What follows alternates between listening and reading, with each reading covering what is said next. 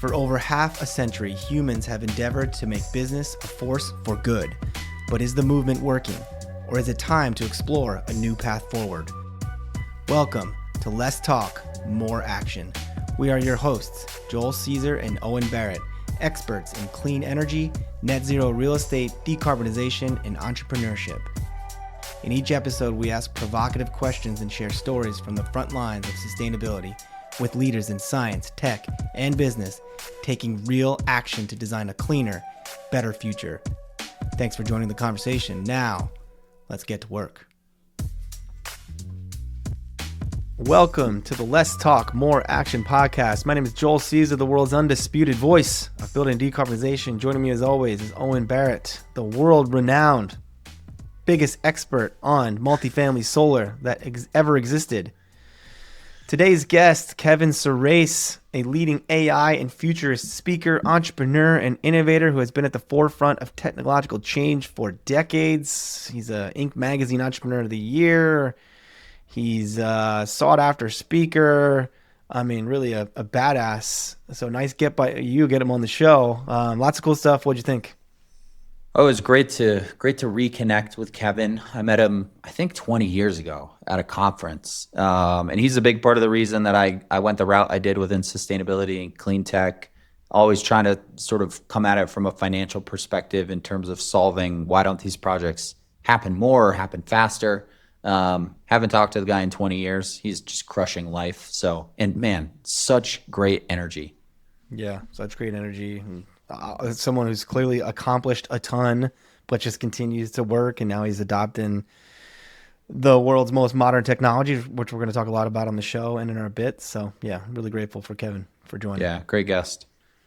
So before we jump into all of that with Kevin, we're going to launch a bit called How We're Using AI. So very relevant to the conversation with Kevin, who told us all about all the crazy, cool ways he uses AI. And what was his guidance? You should be using AI 5 times an hour? 5 times an hour, or you're blowing it.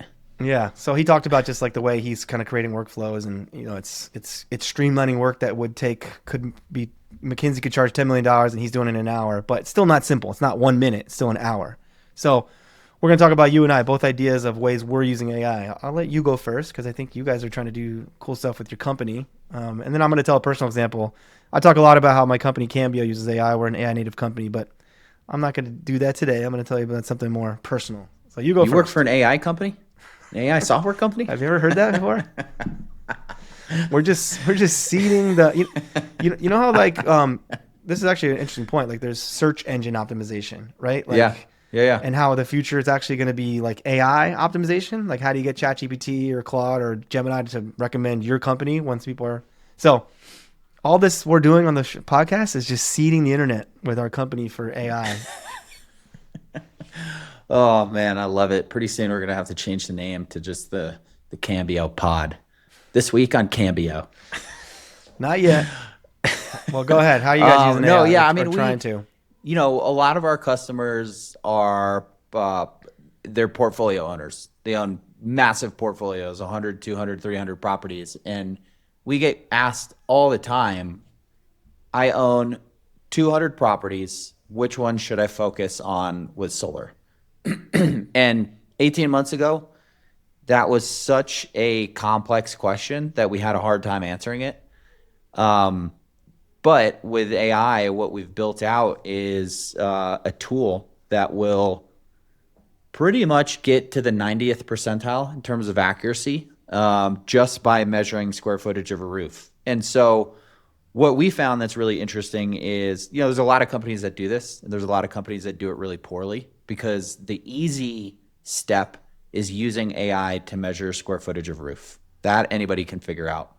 What we didn't really realize is that over, 5-7 years of installing solar and doing these helioscope designs, we had a really valuable data set.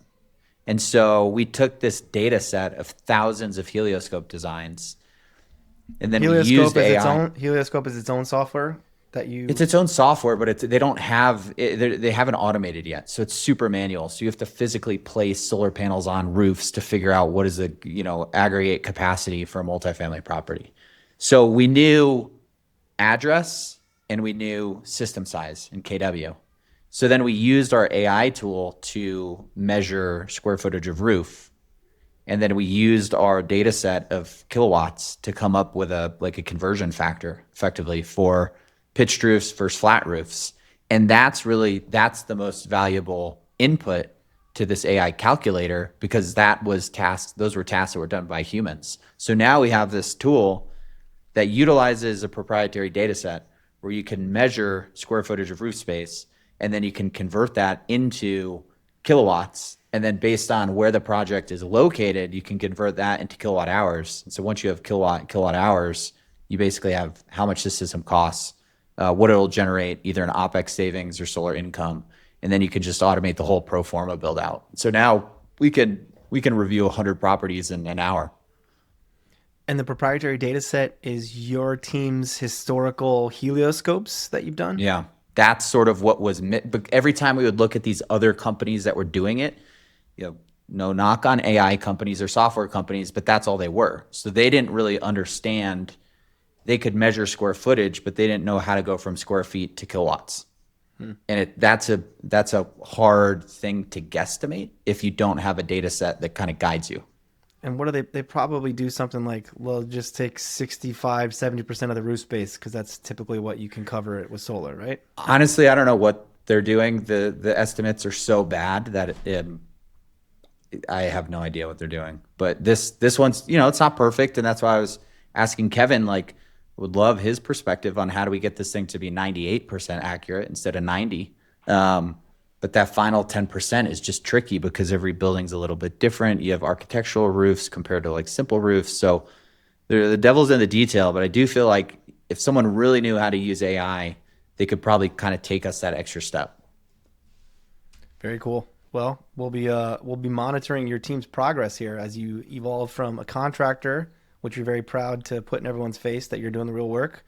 The blue-collar man over here. Eventually, you decide to become an AI software company. I can't wait for this evolution. Full circle. Well, my example won't be as interesting to the sustainability audience, but we're all in the world of creating content and using our company or personal brands to help sell our businesses or our services. So maybe this will be interesting in that you and I were doing the podcast, Let's Talk More Action, and we have a great producer called Herd Media. Totally recommend them out there to the millions watching the show. And what they do, we have, there's various tiers of service you can buy with Herd, and they help us produce the show. They edit the clips, they edit the one big episode, and they produce all these short clips that we can put on social media, and they put those in a Google Drive folder for us. And you and I are both busy professionals, and we do the best we can to market the show and get the content out there, but it's time consuming, right? To just manually go and pull those clips down and put them in different social media platforms and have a caption for each that's relevant, that's tagging the guest or the guest companies. It's it does turn a lot of work. So I've been recently playing around with, okay, there's got to be automations. There's got to be ways I can use AI to just AI, here's all our content in Google Drive, and go ahead and make posts for me across TikTok, Instagram, YouTube Shorts, all the places we're not, because you and I pretty much are on YouTube and LinkedIn right now, our personal accounts. And the moral of the story is it's not that easy.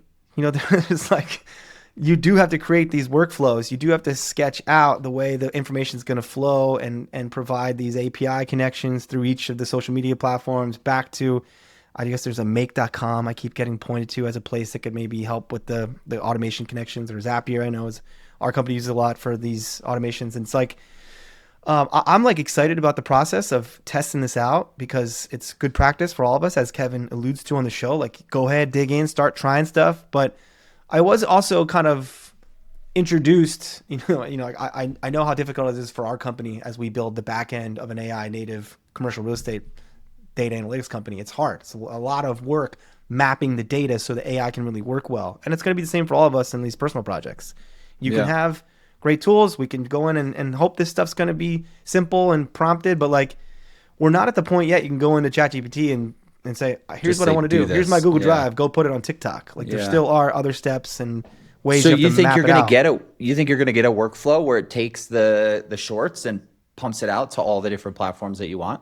So I used ChatGPT to ask to help me identify which tools I might need. That's why this make.com thing comes up, or Zapier gets referenced, because I will need something that's going to be the engine that goes from, okay, I've enabled it to go into Google Drive and here's my password on Instagram, and here's my company's LinkedIn connection. So it's going to be somewhat of a challenge, but yeah, there is a world where it says like eventually this should be totally doable, where on a daily basis, the system goes into our Google Drive and puts everything everywhere it's supposed to be, and is ideally, and this is something we can talk to Hurt about, who I know is here listening. It's like, it'd be better if like Kevin's going to be on the show, if in something we gave my automation to show like, okay, Kevin, here's his website, here's his social media handles, so it knows to like go into TikTok if Kevin's got TikTok and tag that. Yeah. You could tell it, go ahead and search the internet for Kevin and try to find those handles, but that might not be as simple. So like anything else in this world of AI and software, like the better inputs, the better infrastructure you set up for it to work, the more effective it will be. So the lesson learned here is what's on your side. The data moat of what you guys have done is super important, and like that's a differentiator. And then you use AI to make systems better. And then even just use it too, right? Like to Kevin's point, just try get in there, try it. It's so overwhelming to me to try and figure out how to use this stuff, but I think the longer you go without using it, like the wider that gap gets, and then it's harder. Well, and that's a great point to end on as we segue into an amazing conversation with the incredible Kevin Surace.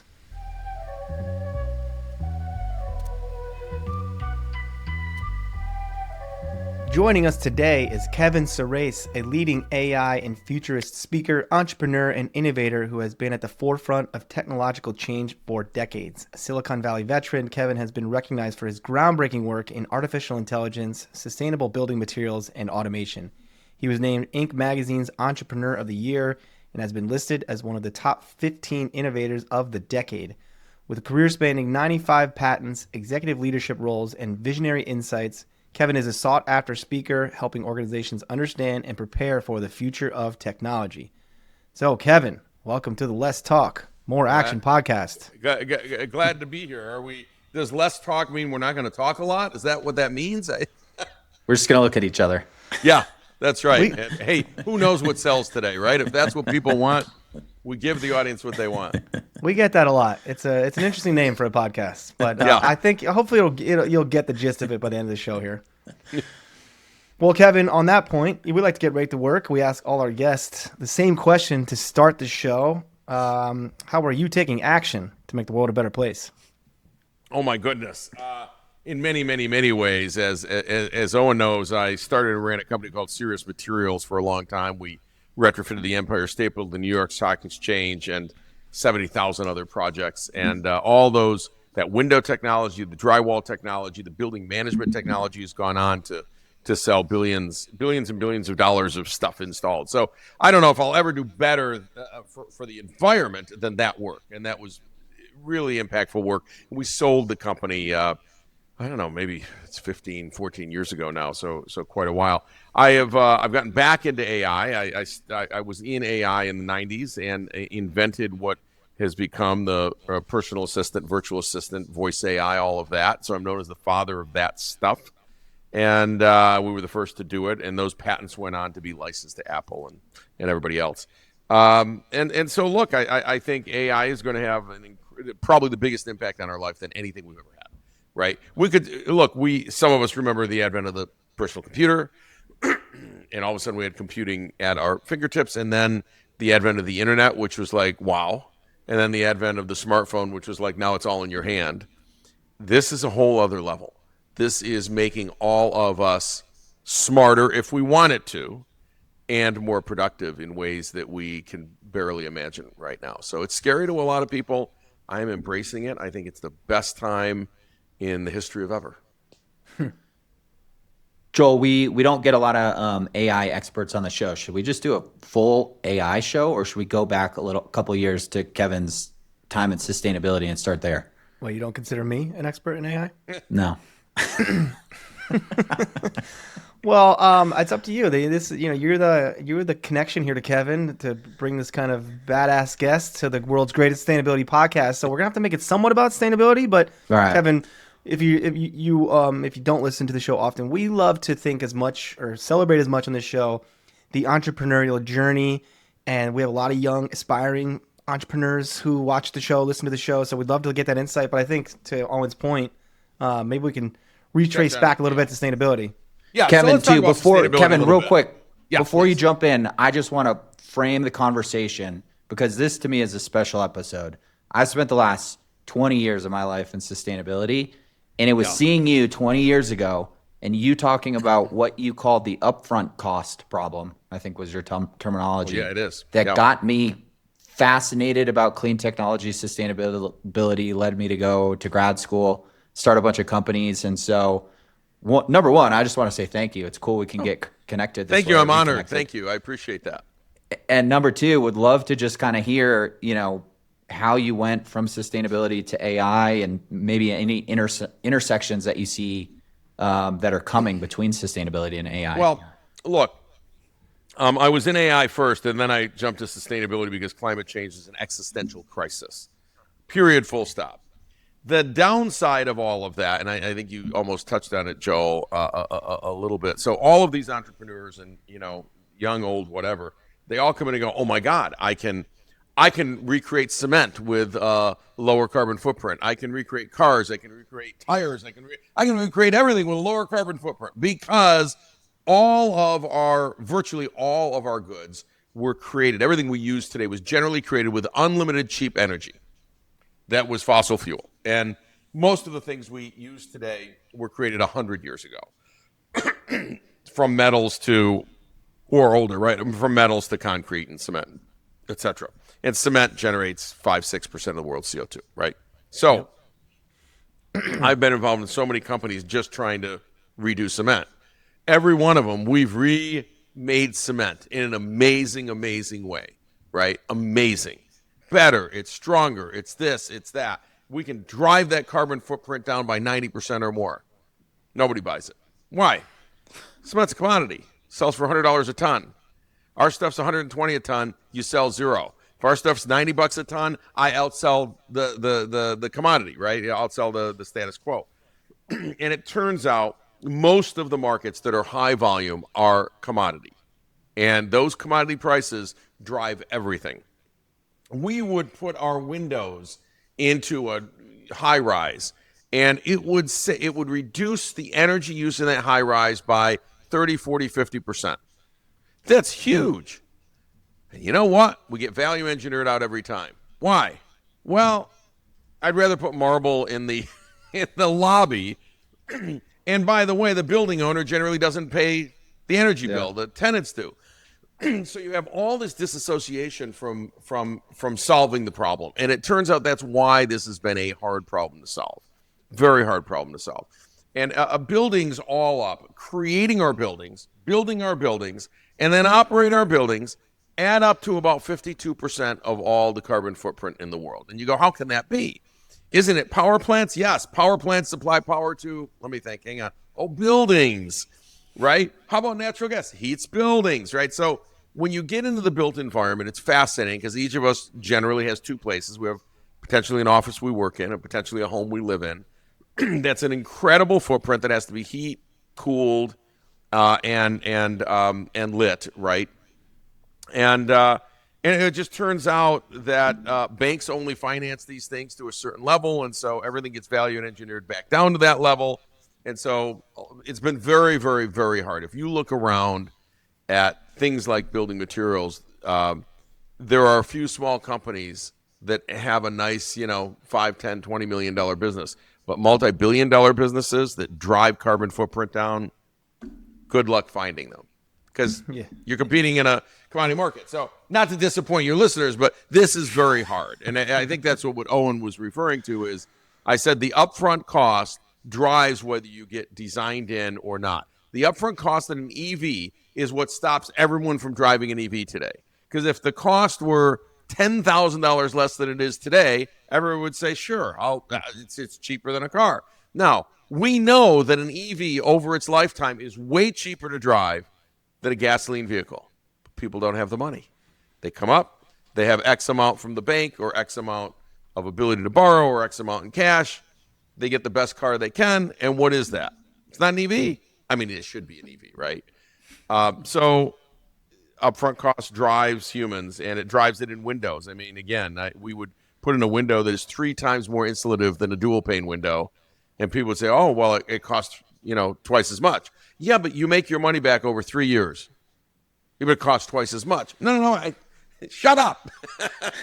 Wisen up. So critical thinking skills maybe need to be taught better, right? Anyway, that's why these are hard problems to solve.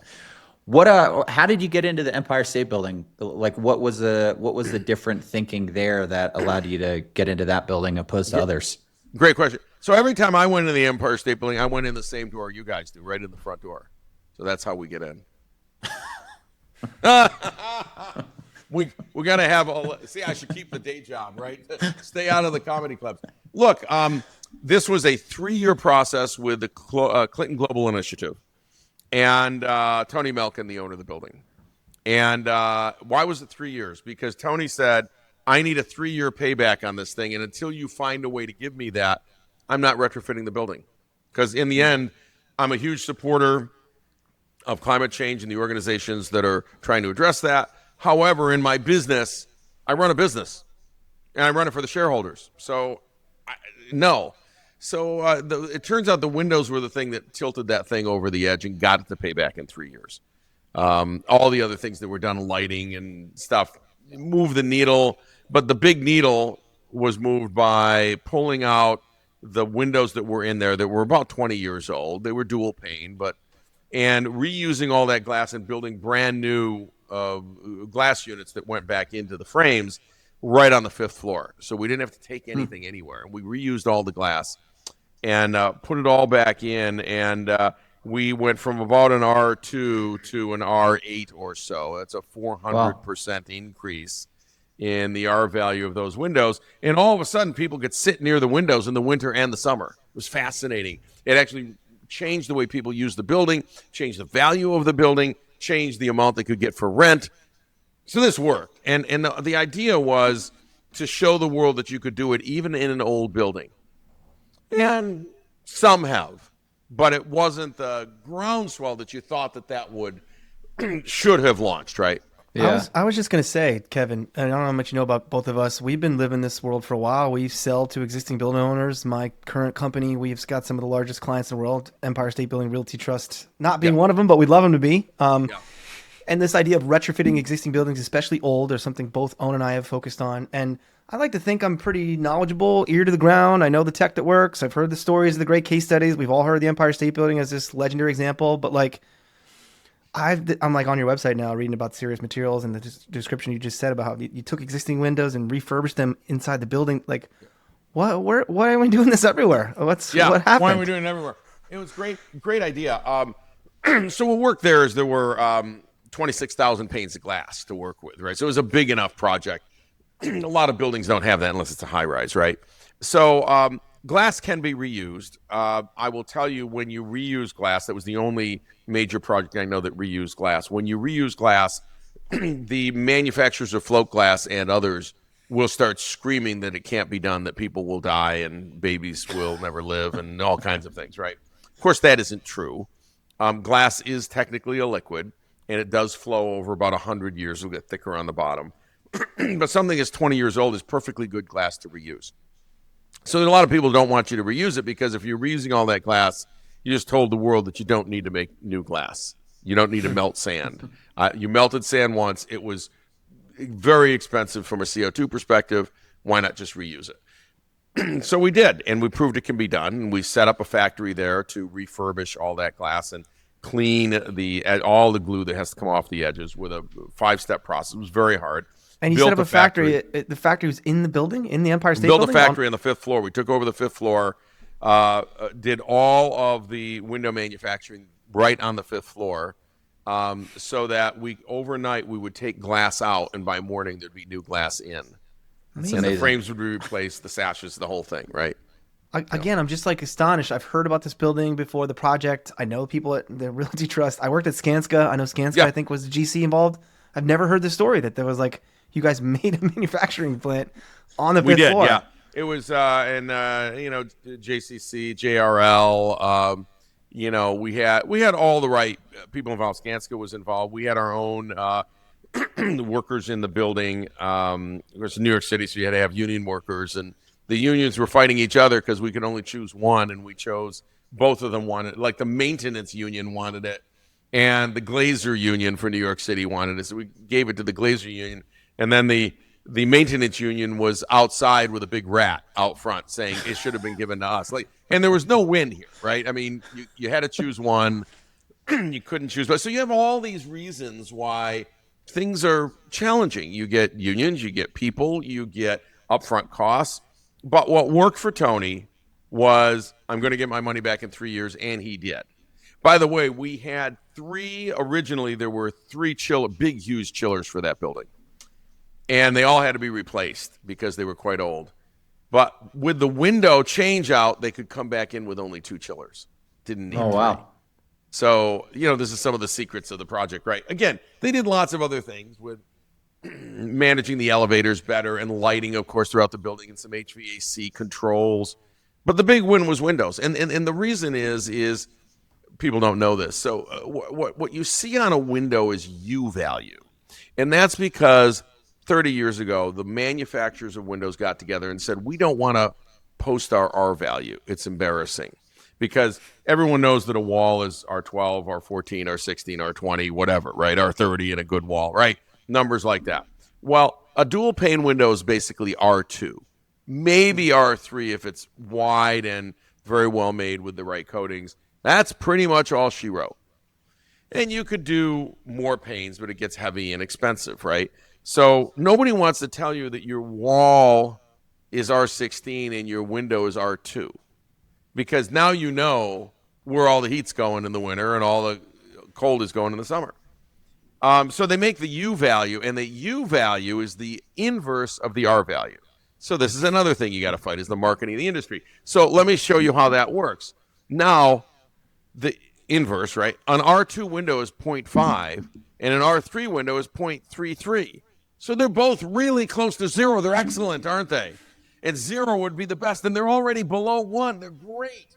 You see what a trick with math does from a marketing perspective? So they only publish U values. We were the first vendor to say, we're going to give you the R value. We want you to know that windows aren't quite as good as your wall, but we make windows that are much closer to your wall. I think the walls in the Empire State Building about an R12, and we had an R8 window in there, right? So we were getting amazing, but in U value, what's the difference? 0.16 to 0.33 to 0.5. They're all lower than one, and they're all close to zero. So it's a good. I'm in real time, kind of navigating your world of AI and sustainability. So I've asked AI how much the retrofitting of the Empire State Building windows cost. You probably know this, so let's see if generative AI knows as much as Kevin. It said you guys were able to do it at about $700 per window. Whereas if they tried to install new windows to achieve the same objective, AI is telling me it would have been about $2,500 a window. That sound about right? So it might have been $2,500 a window, but we did it for far less than $700 a window. So depending on how you look at windows, there's about 6,552 windows, I think, total in the Empire State Building. And if I remember, that project, the overall project was under $1 million for the windows. It was wow. a crushing it project in terms of payback, right? But I mean, not to keep saying the same thing Joel's saying, but we started a business called Z&E Capital, where we're buying old multifamily properties and trying to increase the project level returns through on-site solar and other efficiency measures. We'd always find these buildings built in the late 60s with original single pane windows. We would always get quotes to replace the windows, and it was. I mean, you're talking a much smaller property would be hundreds of thousands of dollars, to the point where we couldn't figure out how to make it work. Well, so the problem is, first of all, single pane is R1. Just to put, it's almost an open hole, right? An open hole is R0. It's an R1, right? So the problem is, when you're replacing windows there, here's what's happening. You are removing the frames, and the frames have a part of the frame that goes under it's not ephes then, but whatever's on that building, right? On the outside of the building. And so you have to actually take apart some of the outside of the building to totally, or cut and remove this frame. And then you got to come back in with a brand new frame that again has that span of metal or fiberglass or vinyl that then has to go under something, right? Or be trimmed out or whatever it is. So maybe you have siding, it has to go under the siding, you have to pull the siding off, or put new siding. So it turns out that the labor to do that is one by one, window by window, and absolutely painful. And it interferes with the outside of the building, literally not the structure of the building, but the look of the building, right? Yeah.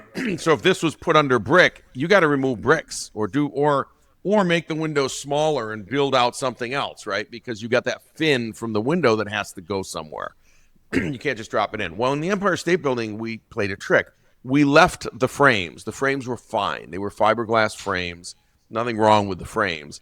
We left the frames, and we removed just the IGUs. And we improved the IGUs and put them back in the old frames. So I didn't have to touch the building. I didn't have to damage the building. I have to rip stuff out of the side of the building, right? I didn't have to take stucco off the outside of the building or whatever's on the outside of that building or panels or whatever they are. So I could remove an IGU, and our guys were good in 5 minutes, right? And I could put another one in 5 minutes. So the labor at the window frame itself was minutes. Now, we had a lot of cleaning, and then we had to rebuild we took them all apart, and then we rebuilt IGUs with a suspended film in the middle. And that suspended film was a special film with coatings on it, and then we injected Krypton Argon blend and then put them back in. So the amount of labor going into each window, was on the order of, less than 30 minutes, right? Total. Remove them, bring them down, work on them in the plant. They'd go through an entire process line. They go back up, right? That's why it worked. Where if I have to come to a multifamily building that was built in the 60s and I got to remove all the frames, because the frames are shot by then, right? I have to remove everything. I've damaged the outside of the building, which means maybe I've literally destroyed your stucco. Yeah. And I have to put that back on. So now the labor, I don't know, 5 hours a window, something like that. Well, that gets expensive, and that's the killer. Plus, you got new frames, right? And new framed windows are much more expensive than just the IGU. They're going to be hundreds or thousands of dollars per window. So maybe it's $1,000 a window, or $700 a window, or $1,500 a window times however many windows. You never get your money back, right? Yeah. But you could replace the IGUs. We can't replace IGUs in a single pane. That's the problem. Well, Kevin, as you can tell, we're kind of nerding out on this incredible On project Windows? and I tech. can talk about Windows all day. It's my job as a moderator here to move us on and take advantage of the wealth of knowledge that you have in other walks of life. So I'm going to move on. Empire State Building, we're check. We're good, Owen? Yeah, we're good. And the project is done. And the windows are still there performing, by the way. What's this, 15, 16 years later? Doing great. Very cool. Impressive. 300 So extra windows in the basement in case of bird strikes.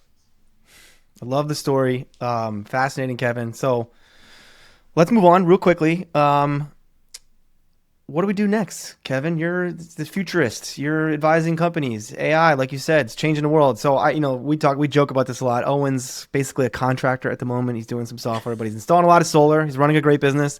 I work for an AI native company. We use AI software to help large commercial real estate entities identify energy efficiency opportunities at scale. So Great. You might say our AI could theoretically pick up what the Empire State Building has done and maybe recommend it to a similar building somewhere else. Absolutely. So all that to be said, let you tell us, what are you working on? What's the hot thing in Kevin's life? Well, I am doing a lot in the AI space, and I keynote speaker 30 or 40 times a year, and then advise companies on rolling out AI to impact their productivity.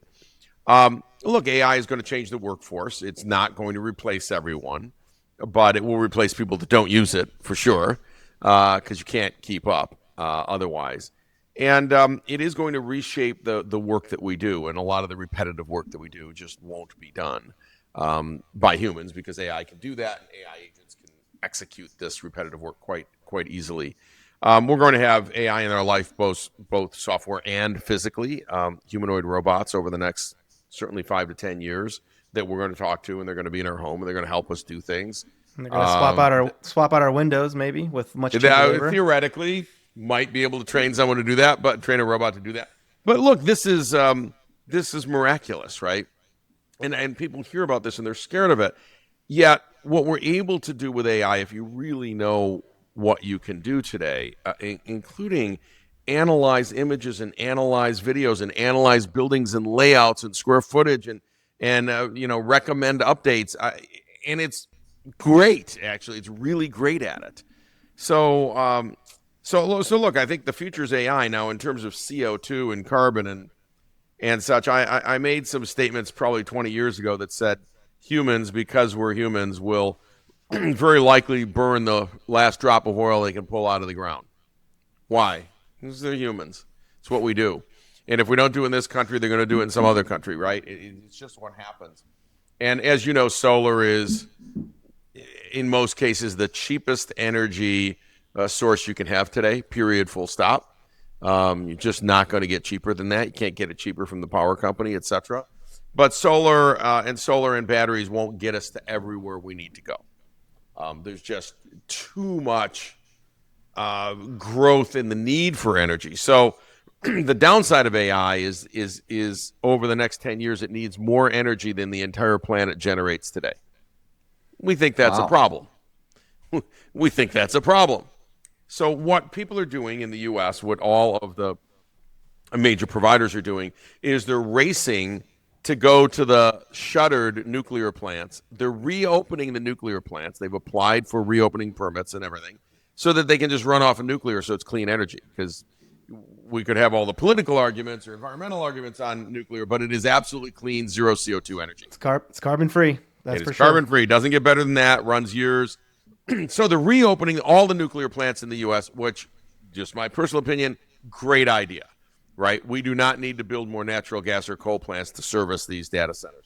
So that's number one. The number two thing that we've had for a while but hasn't been put to use, and it's going to be put to use now, are these modular nuclear plants, right? Modular nuclear is 25 megawatts, 50 megawatts. It's not a gigawatt, but you can pile them up, right?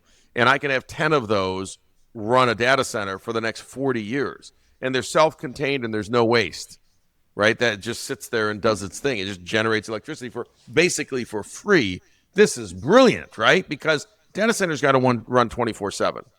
And, 250 megawatts of batteries is probably not a choice for running overnight. So while we can get solar during the day, and they will use solar everywhere, we've just got to have that generation at night. And nuclear generates all night. So what do you think the timeline is on getting those up and running kind of at scale? They are commercially available today from Toshiba and others. The SMR, the small modular reactors. Yeah, small modular reactors. And of course, what you go, wow, that's a new technology. Not really. We've been building small modular reactors for the Navy for a very long time. We have nuclear carriers. Put them in submarines. Yeah, submarines and aircraft carriers, right? Those are small modular reactors. We've known how to build them for literally, 60, 70 years, 70 plus years, long time. And we do it on subs because they need to run, and they can't come up and find fuel, right? So they just need to go about their business, and they do. So we know how to do this. It's very safe. And I think there's a great future there. And here's what's fascinating. Nuclear has been this hot potato for decades, right? And a lot of people who are environmentalists protested against nuclear plants back in the 70s. And all that did was make us build more coal plants. There's a secondary effect that people didn't think about. And now what's driving nuclear back is AI, because it has no choice. It must be powered 24/7, and it needs power from a zero carbon source. And it's the only one we have. We talk a lot on the show about the misguided sustainability nerds' attempts at making the world better, which sometimes actually make the world worse. And it's important for us to point out when that secondary happens. Effect. Yep. Yeah. Secondary effect. Be very careful. I mean, look, it's like the people who want to, throw iron ore in the ocean or something in hopes that, don't get me started on this. This is one of my biggest issues. Like, who the hell gave you approval to go experiment with my oceans? Like, right. Well, this is not okay. The problem is we are already living a secondary effect. So burning fossil fuels gave us energy. That was the effect we wanted. We didn't understand the secondary effect of that for another 100 years. didn't understand it, right? So humans aren't good at picking out what that second effect is and how it's going to impact us. So my view on trying to geoengineer the planet. We've already geoengineered the planet once, and it's turned out very badly. Yeah. Right now, we want to geoengineer ourselves out of that. I worry that there's some other effect there that we just don't understand, and it makes everything worse. All the fish die, or whatever. I don't know. Totally agree. What like is you said, the dropping iron in the ocean, or there's ocean alkalinity enhancement stuff? It's right. What are we doing? Be very careful, right? Because you can't undo it. Well, Owen, let me ask him one question. Wait, I got just real quick. What is the ahead. secondary effect of AI that we should be watching out for? Well, we don't know what they are. That's a great question. People are obviously thinking about it. Some people think it's the end of all jobs in the world. I don't think that. But it is the end of highly repetitive, low-skilled jobs. I don't mean low-skilled with hands. I mean low-skilled kind of mentally doesn't require a big college degree. Doesn't require a lot of crew. Huh? Isn't it the Terminator? Isn't that the secondary effect? Okay. I'm not worried about that. No, that's not how this stuff works today. What someone does in the future is. So I'm not worried about it at all. I mean, look, everything we do in AI today runs on some servers, at Azure and Microsoft, and I can pull the plug. Big deal, right? Mm-hmm. It's not out there in the physical world. It's not even physical. Once we have physical robots, and we will, and they can interconnect with each other and work with each other and things, then you go, we have programmed in all kinds of safeguards so they don't hurt humans, right? For sure. But people will figure out how to break that, right? Bad people will figure out how to break that. Now, my answer to that is, well, we got the car, we got the automobile, and the automobile is a great tool, and it's also a great weapon. So, and same with planes. In fact, every single technology we've ever developed has been used mostly for good and occasionally by bad people. Just like AI is being used today by bad people to hack things that they couldn't hack before, find zero-day vulnerabilities, etc.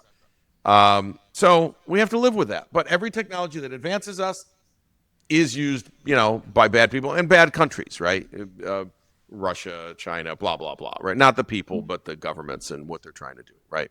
Well, this is the question I was going to ask, Owen, which is related to what you asked, which is your bio as a futurist, Kevin, and everything we're discussing now. There was a recent, you might have heard the news. Bill Gates has kind of come out and said, maybe climate doomism isn't creating any solutions anymore, and maybe the humans are going to adapt. And it's been a lightning rod in the world of climate. He has been since the first day he 20 years ago announced that you're right, climate change is a real issue, but he's always been right there on maybe humans have to adapt. Right. Maybe that's the case. Remember, climate change isn't the end of the planet. Like the planet doesn't somehow spin out of control and drive into the sun. Right. Well, this planet is what will be here. This is what I'm going to ask you, because I posted on LinkedIn and said I kind of agree with Bill Gates, and then I've been attacked because I consider myself a sustainability leader, and people are like, what the hell is your problem? Like, isn't climate the existential crisis of the world? And it is. And then I posted I read a stat recently, and I should really find the source. I feel like it's credible, but it's 1 in 5 young people are afraid to have children because of the threat of climate change. And I'm just that seems like we've gone way too far on the doomerism if that's the perspective of young people. And so I recently did an interview. I actually was just doing this last night. Someone asked me to write a response to a bunch of questions that they're going to put in their newsletter. And one of them was like, hey, I was really influenced by that post you said about 1 in 5 young people don't want to have children. And tell us a little bit more about your perspective there. I'm just America and the world need young people to think the future is bright. And if all they're being told their whole life is the end of days is coming because of climate change, are they going to think that? So I guess it's a long way of teeing you up, Kevin, as a futurist. You seem optimistic about AI in the future. How do we sort of thread the needle on this conversation of, climate change is a problem. You've said it multiple times here, but also the future is bright. Well, of course the future is bright, but let me speak to climate change because I've said this for 25 years, I think, and I just said it earlier. I said humans will pump the last drop of oil out of the ground and burn it and put it in the atmosphere. Period, full stop. I didn't say it's right. I didn't say I want them to, but I have to be realistic that that's how humans have proven themselves throughout the years. And for the last 25 years of trying to stop climate change, look at the Paris Accord. No country has met what they signed up to do. These are good countries, not all of them, but you're talking about countries in Europe that have really tried. Here's the reason why. A government cannot force everyone in the country and all its industry to just stop burning fossil fuel or stop using carbon thing, right? I mean, we have no other way to make low-cost cement. It's just not, we don't have another way to do it other than generating a lot of CO2. And I can go down the line. We have no other way to make steel. We can't get the heat without burning a fossil fuel. To do that with electricity is, we don't know how to do it, right? I mean, you need a flame, and it's really, really hot, and it has to melt steel. You have to melt glass. You have to melt sand, right, for glass. I mean, so all of these things, we develop these processes, and we don't have a replacement. And so we are not going to hit the limits that we knew we needed to hit. We knew we needed to stop at 1 degree, then 1.5, not 2 degrees.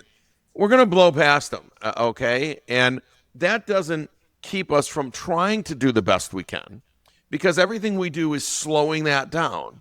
But there's no question that humans are going to do what they're going to do. And here's another thing. In the United States, maybe someday we get a government, we get a system, and we drive our net CO2 to zero. That's great. There's 300 other countries. And many of them are coming up that curve because they're 100 years behind us, and they don't want to be held back. And we have no legal way to keep them from burning every bit of coal in their country.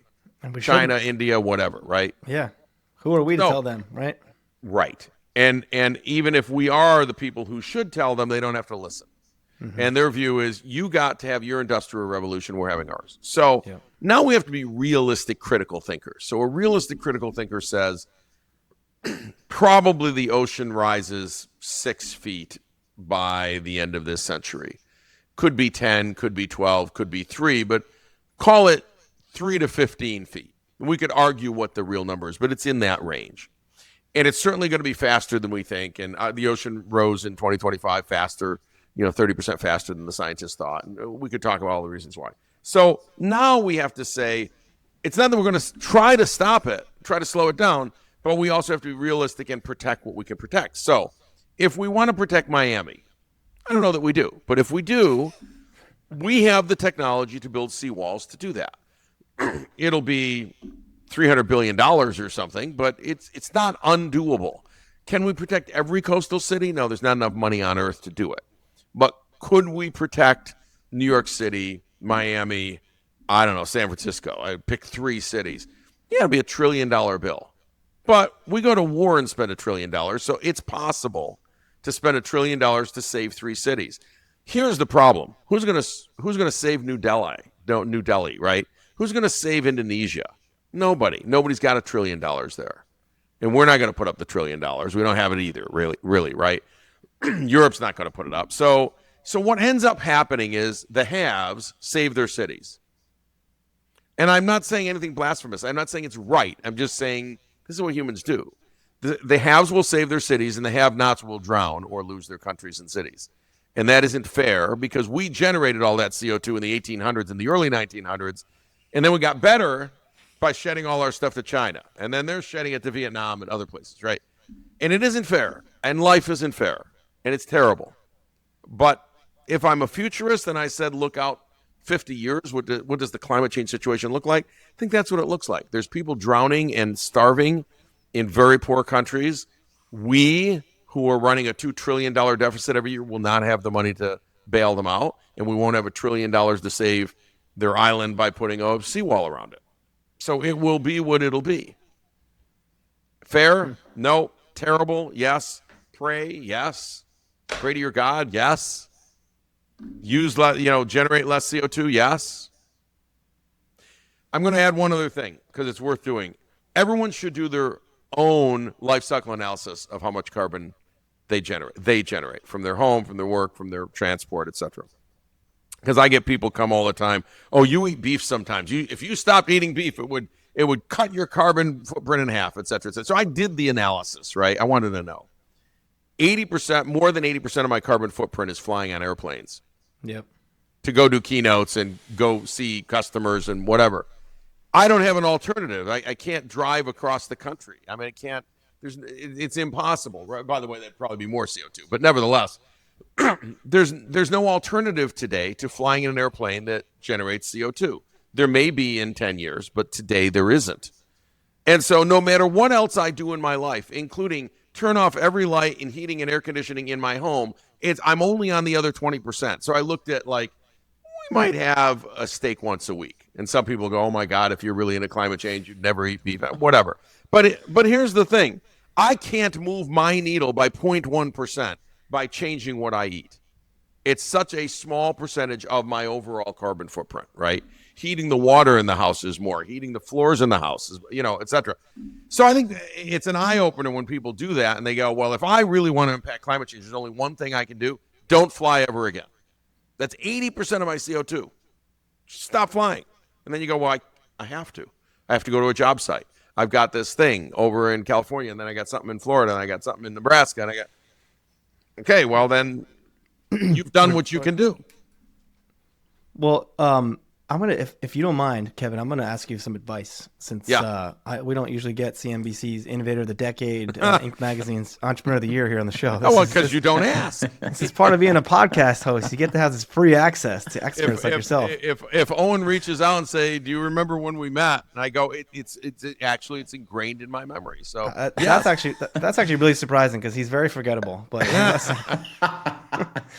well, my question for advice here is, like I told you earlier, like I work for a startup that's selling an AI product to large commercial real estate entities, and who, like, you're a futurist. You advise these companies. You've mentioned a few times, like you're part of what you're doing now is advising how they should adopt AI. And so as I'm learning and having a lot of these conversations, and I'm sure you know this, like it's as much about change management as an organization as it about adopting new technology. So it's like, if you were my company, like one of the biggest challenges I face is someone who says, "Oh, I heard you guys are using AI to help us develop decarbonization plans. That sounds really interesting. Let's see." And we do a demo, and our product works great, and we got clients that love it, but they still have this reluctance, like, "Wait, so this is actually going to replace the building engineer I usually hire to do this?" And we're like, "Yes, that's the point."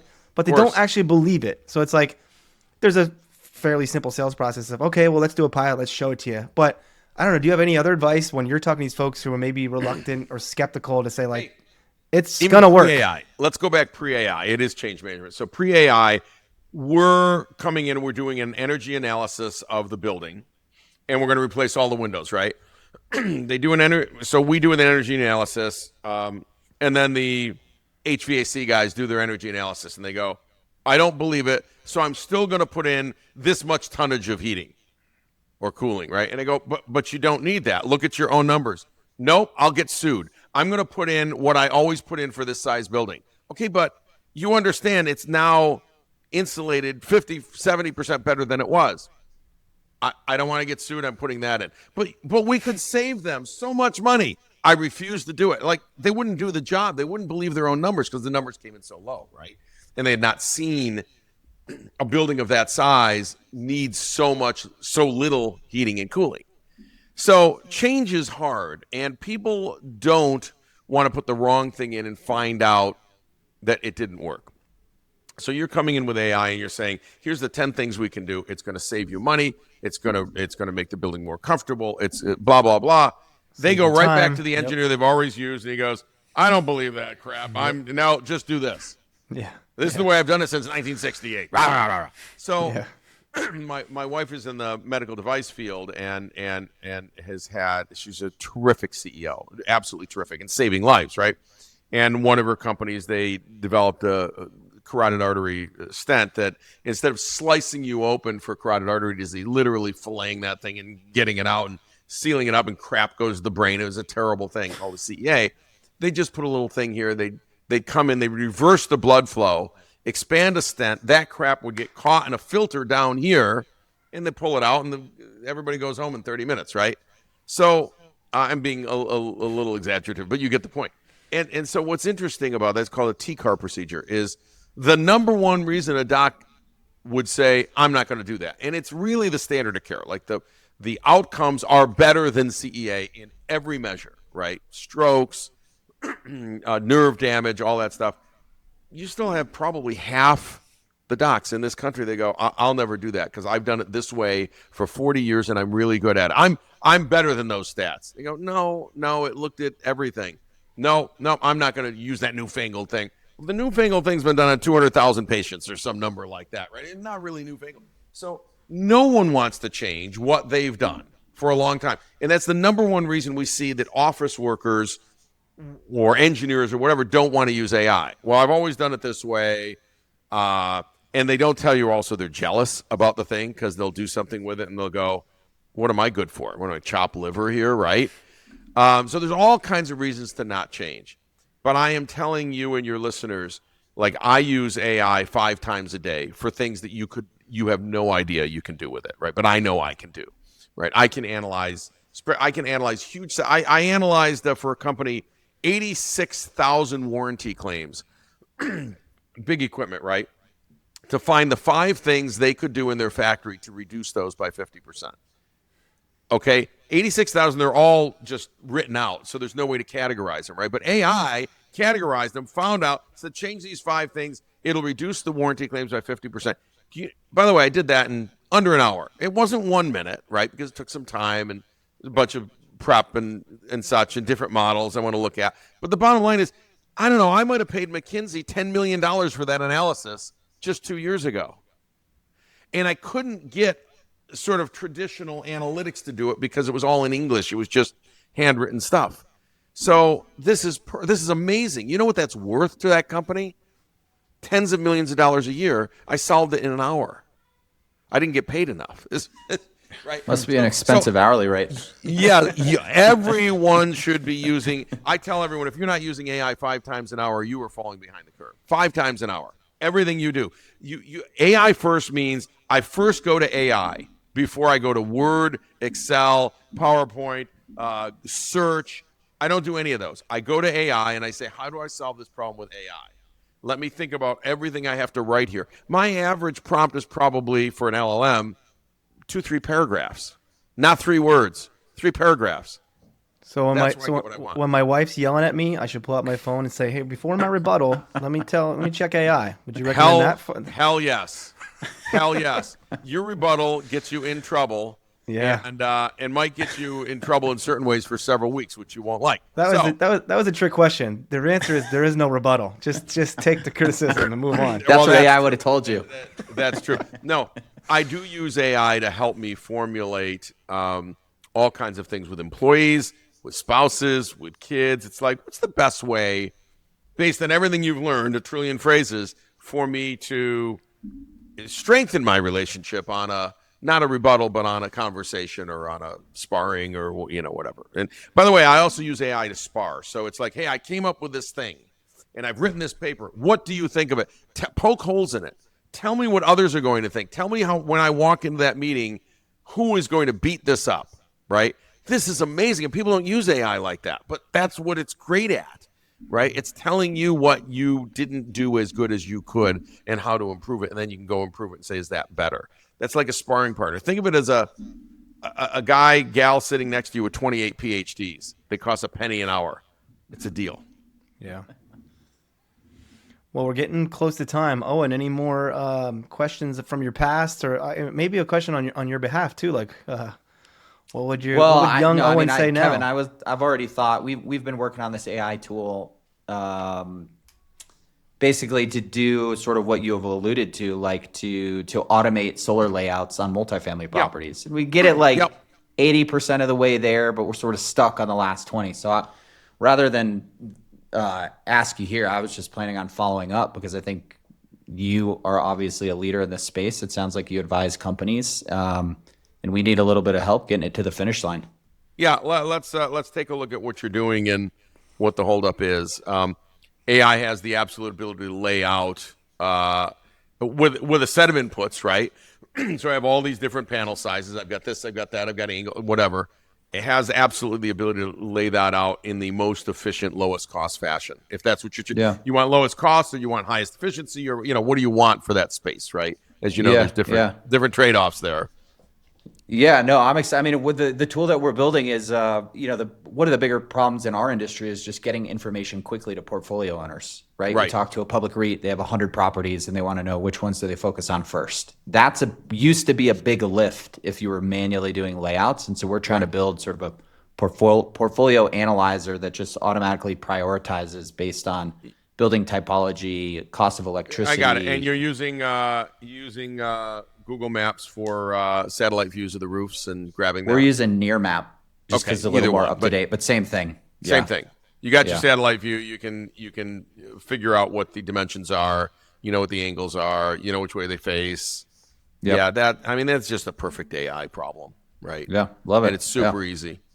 Cool. Generally super easy today. I'm not sure I'd build a specialized tool anymore. I think that a couple of the general multimodals now can handle this in some unique ways where you're not building out this whole.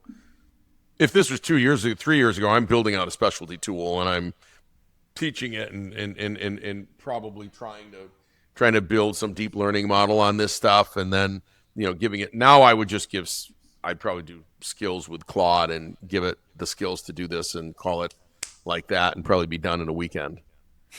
Love it. Yeah, well, you couldn't do that just a year ago. You couldn't do it 6 months ago. You can do it today. Yeah, no, it's great.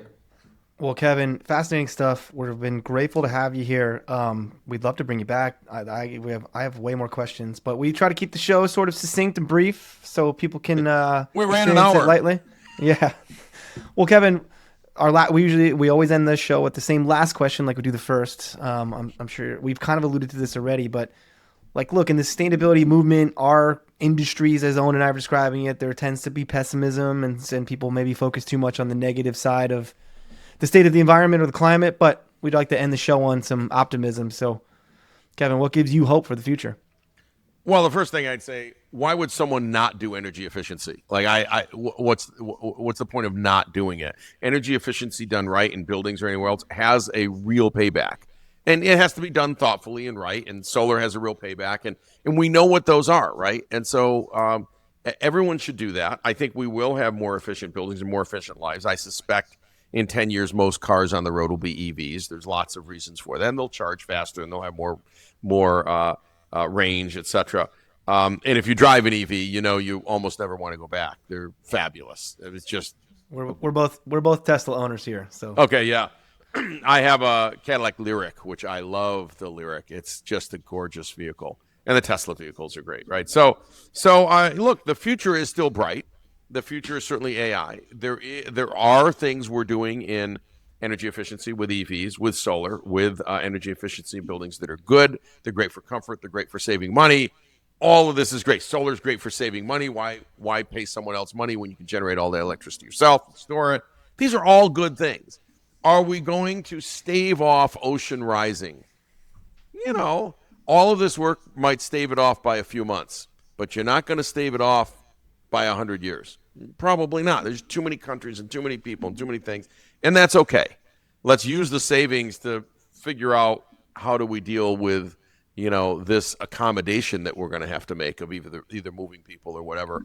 But look, I think it's positive. And as always with humans, right, as we sort of alluded to earlier too, there's all these positive things that humans do. Look at all this invention. If you look at the curve of solar cost reduction since 1971, it's unbelievable. It's just down and to the right, and it goes right into the gutter heading to zero. Like the numbers are astounding, right? In fact, so much so it's just all labor now, right? The cost of the solar panels has gotten so low. So what an amazing thing humans are.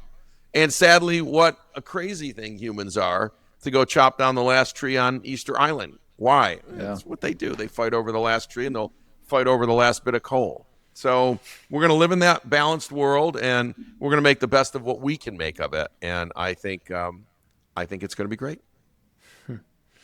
Well, we'll wrap up on that. Kevin, we'd like to give the guests an opportunity to plug. I'm on your website right now. Any ways to follow you? Are you active on any social media? What's the best way if people can get in touch and follow your journey? Yeah, kevinsurace.com. It has my LinkedIn there, and I post on LinkedIn every day. Well, we're grateful to have you. As you probably are already aware, you probably used AI to analyze this show, and it told you that we're the world's greatest sustainability podcast. So I did. It told me that you have 18 million viewers every week. Yep, very Sounds powerful about right. people. AI is right. Never hallucinate. Best guests. Well, thank you so much for joining. Thank you, Owen. Thank you to our audience. You can find Owen and I also on LinkedIn, usually actively antagonizing the more talk, more complaining sustainability crowd. You can find this podcast and more great content at letstalkmoreaction.com. If you like the podcast, please subscribe, like, and share with your friends. And until next time, we encourage you to ask yourself, what are you doing to take action to make the world a better place?